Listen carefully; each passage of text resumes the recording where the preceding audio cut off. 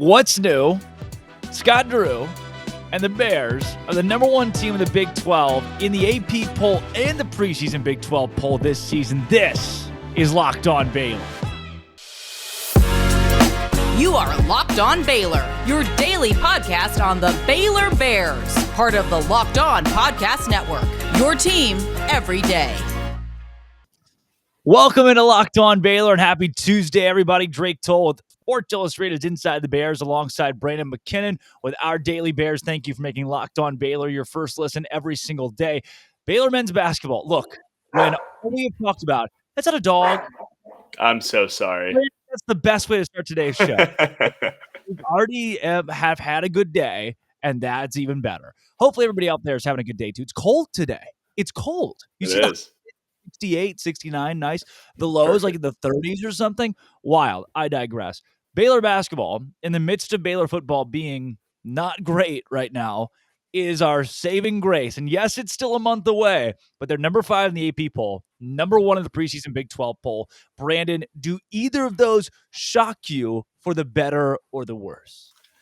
I hate to fact check you right out of the gates, but we're 3 weeks away, not a month. I can't go an extra week, especially with where we're at. Neither of those really shock me. I think if you look at what has made successful college basketball programs over the last 5 years, it's been a heavy guard-driven sport. Especially teams that go on deep tournament runs are successful in the regular season. Virginia, come on. Exactly.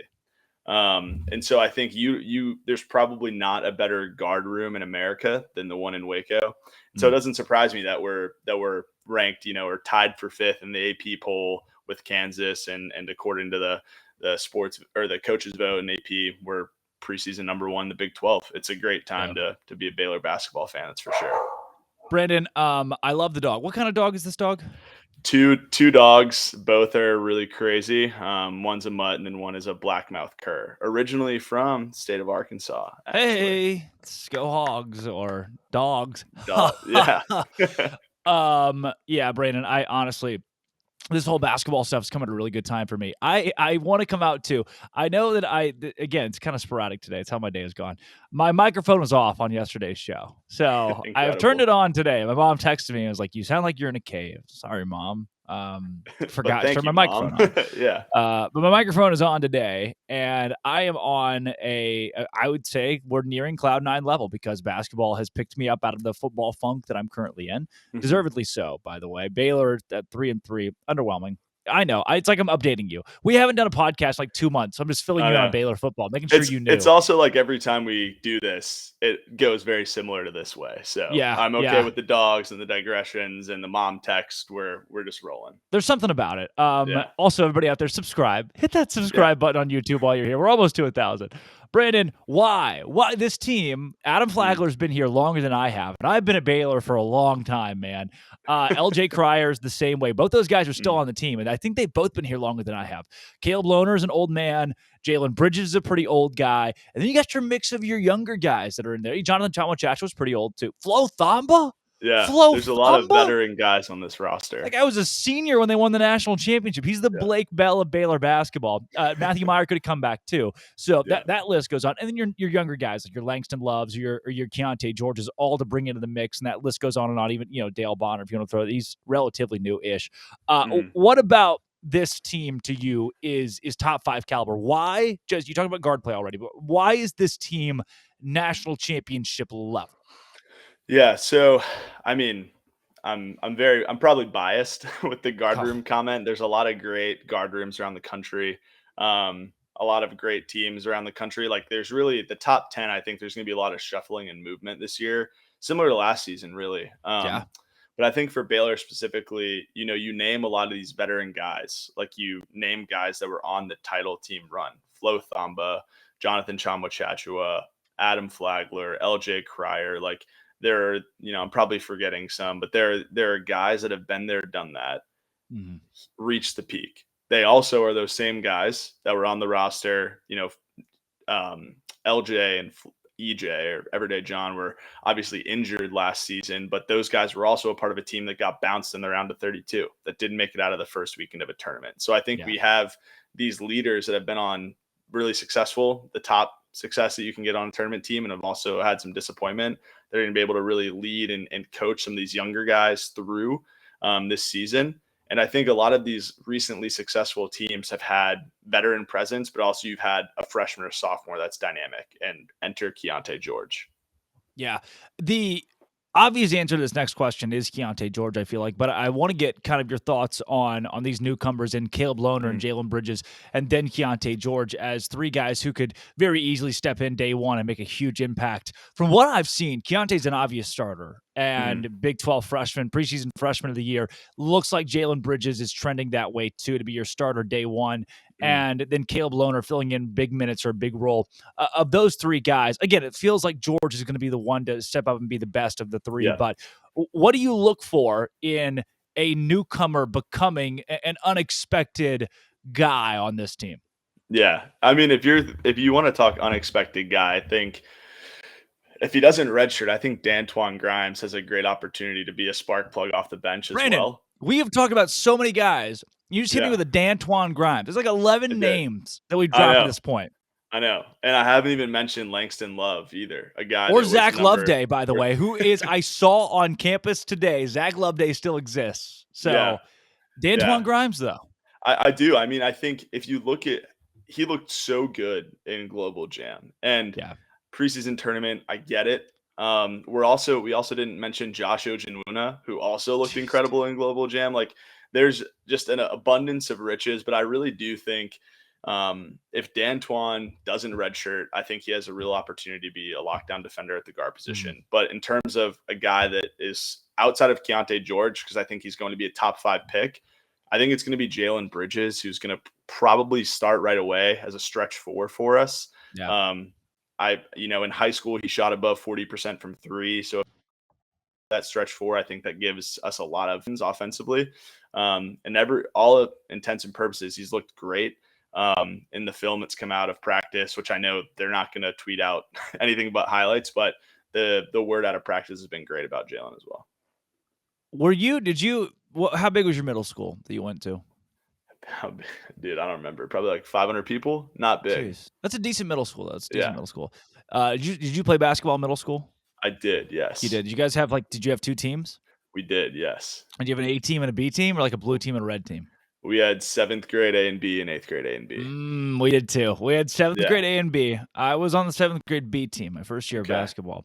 It's just because I was massive. But that is what I'm reminded. This Baylor roster, you made like Baylor varsity and Baylor junior varsity out of this basketball team, or an A and a B. The amount of names, we probably hit 10 to 12 guys here that could be contributors for this team. So last year's problem, oddly enough, ended up being depth at the end of the season, because you look at Kendall Brown. By the end of the year, it was like, we can barely put this guy on the floor without it being a liability. And then you go into that North Carolina game and guys start getting in foul trouble or being thrown out of the game totally. And that became a huge issue down the stretch. It doesn't feel like that's going to happen this year. It feels like health is always the question, and if we can stay healthy, I think we have 9 guys, that can really be a contributor on a Division I basketball team, a Power 5 Division I basketball team. So the depth is going to be awesome. It's just, and I've been listening to a lot of preseason college basketball podcasts as well. And it's like, they're doing these Big 12 previews and they get to Baylor and they're like, well, if they can stay healthy, it's like, you can't just assume everyone is fragile on the team because we had bad injury luck last year, Right. So I think, we are one of the deeper teams. If we're playing the game, right, and I'm rambling now, but if we're naming guards on Baylor's team that you think could go get you 10 points a game, you have Adam Flagler, Keyonte George, LJ Cryer, Langston Love. Dale Bonner had the Dale Bonner game against Kansas State last year. I mean, that's 5 guys, and I'm probably missing some. There's probably going to be a wild card in there where they, can also contribute. So I think it's exciting. You look at your 19 and your 20 team with, Butler, Mitchell, Teague, Devontae Bandu was a really great scorer. There were plenty of guys in those cast characters as well, and obviously they won a national title in 20. That group, to me, remember that 19 year, they won 23 straight games at one point. Yeah. Like, We had a conversation off the air about how sometimes Baylor just kind of skips over athletic achievements every now and then. 23 straight men's basketball games is an absurd number. It's that insane. Just doesn't happen. Yeah. I mean, I was thinking about this before we jumped on. I think it's always easy because I was kind of thinking about things that, we might dive into, especially with the AP poll coming out and like looking at some of the teams we're playing early in the season. I think it's really easy when we're early in college basketball season, when you have a loss, the world is crashing down because we're still 100%. thinking in football terms. It's like if you lose, your season's likely not going to end in a championship. Right. But like the fact that team won 23 straight with a very similar makeup to what we have this year, I think it could be a special roster, but our schedule is very difficult. Why is that my standard now? After that was my freshman years, like my first experience as a student on Baylor's campus, like, oh, they win 23 straight games? Well, I guess this is normal. So now, exactly. When the first game they lost last year, it's like, well, that's it. It was fun, but I don't know if we're making it now. Yeah, exactly. I'll tell you what is making it, Brandon, and you're not going anywhere. Folks at home, Brandon and I are going to get into a conversation about being top 5 in the AP poll and about individual guys like Tweety Carter, who's on staff now. But first, I got to tell you folks about Upside. Upside, one of our newest sponsors here at Locked On. If you're cringing at the pump, I think we all are right now. I went out to dinner the other night at Outback Steakhouse, and Outback has raised their prices. Still really good. I am one of the few people that likes Outback and Roadhouse and all the chain places. I don't always get steak, though. The Outback steak's fine. It's fine. The Outback cheese fries are really good. Upside will give you money back when you go to Outback and get cheese fries. It's a true story. To get started, download the free Upside app today. Use promo code LOCKED and get $5 or more cash back in your first purchase of 10 or more. By the way, cheese fries are now more than $10, so there's your $5. Next, claim an offer for whatever you're buying on Upside. Check in at the business, pay as usual with a credit or debit card, and get paid. In comparison to credit card rewards or loyalty programs, earn 3 times as much cash with Upside. Their users are more than $1 million in the positive every week, and that's why they have a 4.8-star rating on the App Store. Download the free Upside app and use promo code LOCKED for $5 back on your first $10 purchase. Promo code LOCKED for $5 back on your first $10 purchase. Brandon, the Baylor Bears are number 5, tied with Kansas for number 5, which I find interesting. They're only a vote up of Kansas, too, in the Big 12 preseason standings as well. Texas obviously vying for a conference title this year and for a lot of hype in the conference. And now TCU, too, is making waves. So it looks like the Big 12 is as loaded as we've seen it I don't want to say as ever, but just still as we've seen it the last couple seasons. Yeah, it seems slightly top heavy because there's kind of, Oklahoma State, I think, is going to be good this year too. There were 2 of their guards were on the preseason All Big 12 team. But, you get through Baylor, Kansas, TCU, Oklahoma State, Texas Tech defensively, like the scheme is still going to be there. I just believe in Mark Adams. Mm-hmm. But, those top 6 teams are going to be really good. And then I think there is a slight fall off when you get to, Kansas State and Iowa State. Oklahoma, who's the 10th team I'm missing? Oh my gosh. Kansas State? Fact check me. What did you get Kansas State in there? Is that who we got? I did get Kansas State. Oh my gosh, this is wild. Virginia. You got West Virginia. West Virginia. I did not get West Virginia. Bob Huggins, man.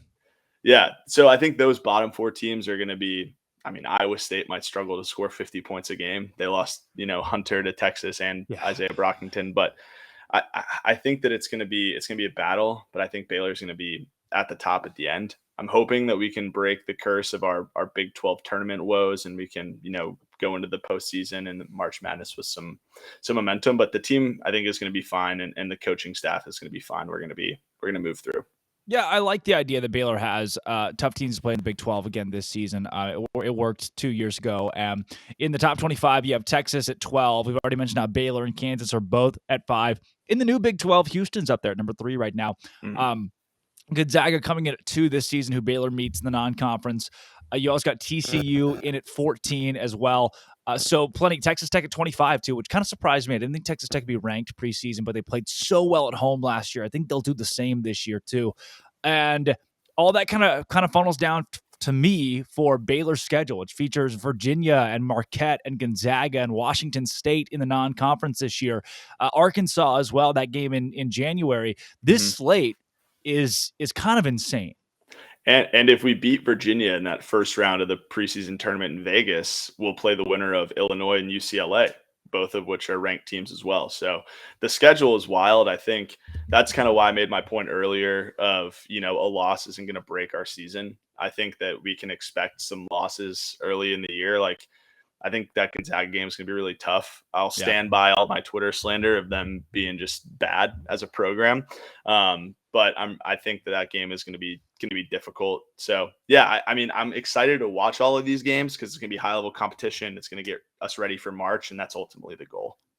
Is it Baylor's? Oh man, I think Keyonte George is the best player on the team. I just want to put that out there. So too. I think Keyonte George is the best player on the team. It'd be tough to argue that too because he's the only lottery pick that's on the team right now. That could change, but right now that's the truth. So with him being the best player, is it still the senior leadership that makes this team a top 5 or national championship contender? Like, is it the fact that they're so old, even with their best player being so young, that makes them really the apex of the sport? I feel like that helps, but I think you also saw a ton of great leadership characteristics out of Keyonte when they were playing in Canada, and I'm going to be very interested to see what that looks like early in the season, even against some of these tune-up teams, to be quite honest. That's what they are. Missouri Valley State or whoever we play first. Hey, Mississippi, come on, give some credit. Him to the too. Dragons or whatever they are. No, but I think Keyonte has a lot of leadership characteristics, and I think he's going to need to. And he's shown good, maturity. But I do think that just players like Adam Flagler that has been there, was on the championship team. If Keyonte has an off night, look for those guys to pick him up, but also to be able to shoulder the load. Like Adam Flagler was on the preseason first team for a reason. Like he's going to be one of the best players in the Big 12. But yeah, I think it's a mix of this young talent and then senior leadership. The way I see it, like, cause Keyonte and Josh Ojenwuno were the only 2 true freshman recruits that are coming in, but with Langston Love essentially, missing all of last year with his knee injury, I'm viewing it as we also have another, like basically incoming freshman that he was number 28 in his class, that class with Kendall Brown and Jeremy Sohan. So I think there's a lot more youth and talent coming that we didn't see last year than we're thinking. Yeah. The fact that you've reminded me now that Langston Love is the same age and very similar caliber to Jeremy Sohan and Kendall Brown is wild. Make note, too, that Jeremy Sohan was the outside looking in of the top 100 players on most sites coming into Baylor, and then was a top 10 pick. So folks were expecting Langston Love to be the second guy behind Kendall Brown, and then Jeremy Sohan ends up being just insane defensively, especially.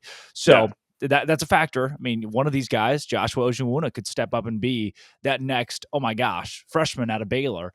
Sohan didn't start last season at all, and was a lottery pick.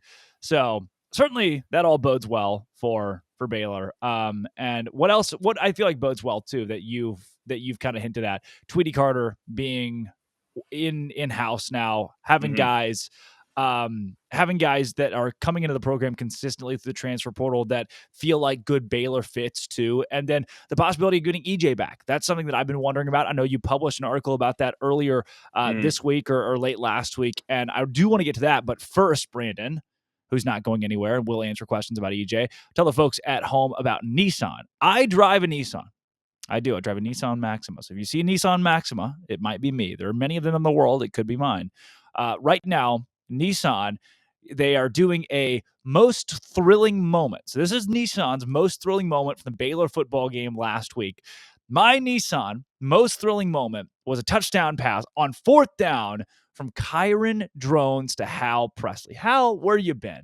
You're here now. Kyron Drones, the backup quarterback, throwing a touchdown strike. It was a heck of a ball. Threw it really hard. My moment of the game, keeping Baylor right there squarely to win the game late, which they did not do, was Kyron Drones throwing his first touchdown pass in that game, which just felt big. Felt like Baylor could stay in it, could win it because of that play. Sadly, they did not. Nissan is all about thrilling moments. And for Nissan, their segment goes past traditional sports and it goes past traditional vehicles. The Frontier, the Armada, the Pathfinder are all available at nissanusa.com. Go check them out. Brandon, Jonathan Chachua, Everyday John. What's the latest? What are you hearing? Yeah, I mean, I think the video that came out, the Baylor Athletics put out with him basically giving his walk through his injury as well as like his testimony and discussing his faith for about 16 minutes. Yeah. That featured, Scott Drew, Frank Fraschilla, team doctors. Was really the most comprehensive update we've gotten. If you haven't had a chance to watch that, would strongly recommend. But the full update, he detailed the injury. His knee has been, basically the surgery was successful. His knee has been reconstructed, still doing rehab. He's good. Unfortunately, the nerve damage is what's keeping him out. And that's just he said, the doctor didn't give a real timeline there. It could be any stretch of time.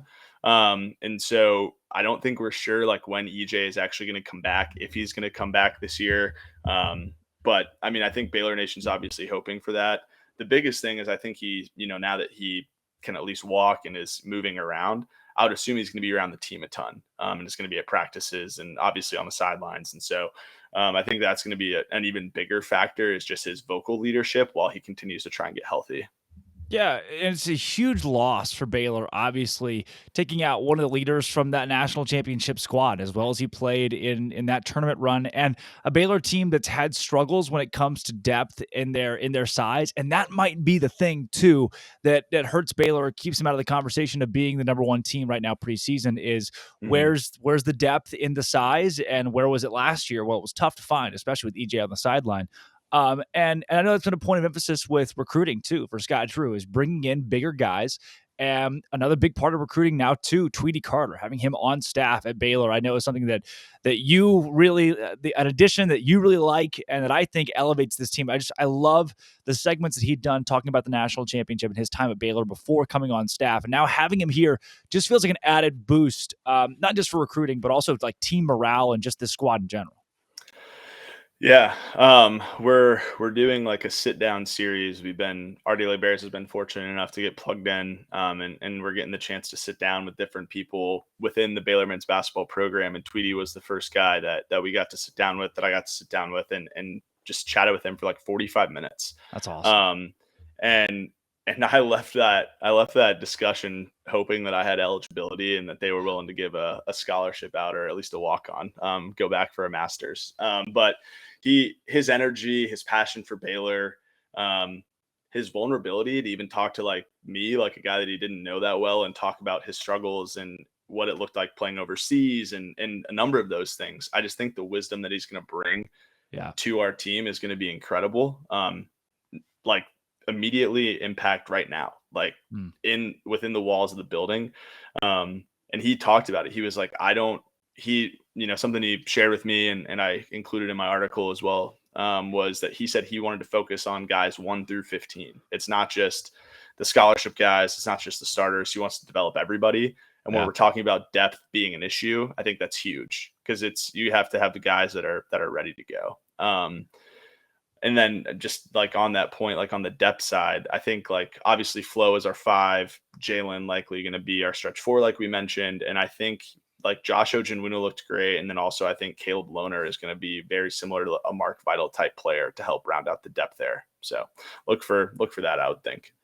Yeah, if that ends up becoming an issue for Baylor again, that is one of my big worries. At least there is your Caleb Lohners, your guys that can play even bigger than they are, which you saw with Freddie Gillespie a couple of years ago, who wasn't a true center but played the true center spot. I know the content too you're pumping out. You mentioned the Langston Love interview that you got to put out. Really, what did you get out of Langston? A guy that, gosh, man, you go from being a possible one and done to your whole season's done. Now you got to come back and play your quasi freshman year this year. Yeah. No, talking with Langston was awesome as well. It was pretty funny, like going from Tweety to Langston. I referred to Tweety as Tweety, and then I was like, sorry, Coach Carter. And that kind of like eased the conversation up right away. But Langston was like, I left that discussion just thinking there can't be a nicer player in college basketball, just super kind, great personality.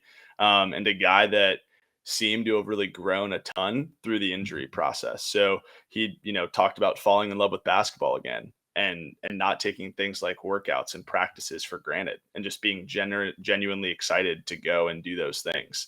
And, the biggest piece of news he gave me was that he has been 100% cleared for the last 2 weeks. He's been running 5-on-5. He's fully healthy. Super excited to have him back. And honestly, I just can't wait to watch him play. But I told, I think when you meet with a player that's going through this injury, it was just so cool to get to know him better as a person. And I mean, he's a great person that I think all of Baylor Nation can get behind.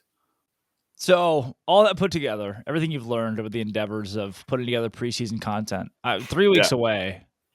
Is it really 3 weeks? Feels like more than 3 weeks. You sure 3 weeks, man. 3 weeks, Jeez. 21 days. If anybody's counting it down, you're certainly counting it down. What can Baylor fans expect, especially, and this is kind of a stupid question, by the way, especially in these first couple of games against the tune-up teams?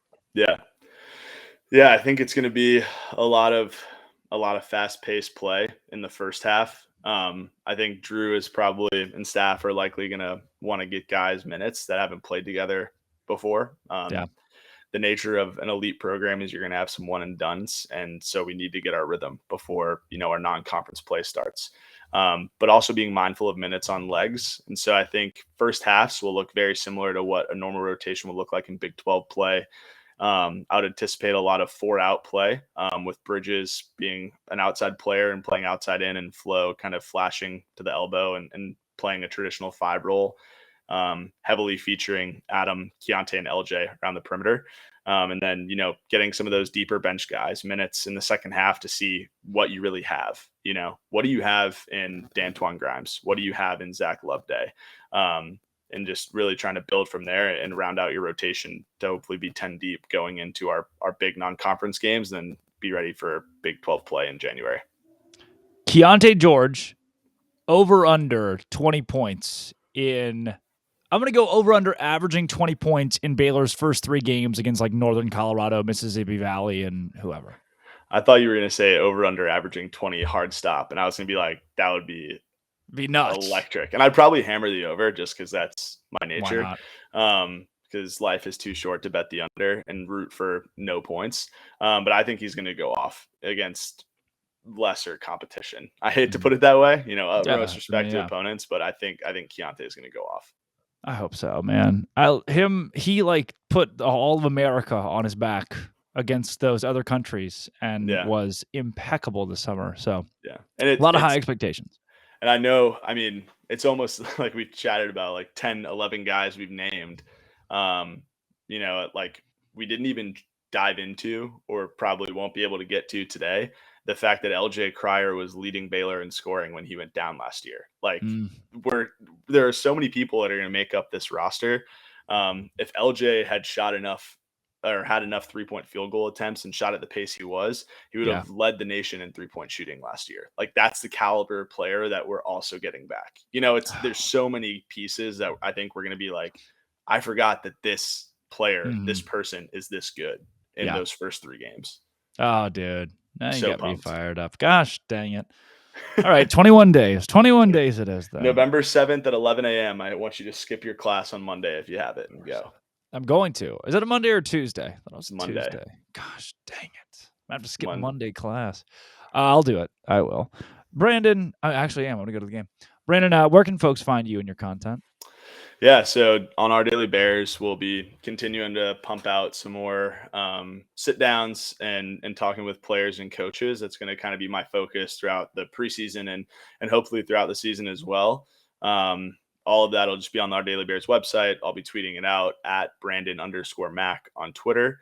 And also all the content that the Our Daily Bears men's basketball team is pumping out, or just Our Daily Bears in general, has been awesome. We have a bunch of new contributors that are going to be focusing on, opponent previews, conference previews, and doing some in-depth stuff there as well. So it's going to be a great time, and we're excited for basketball season for sure.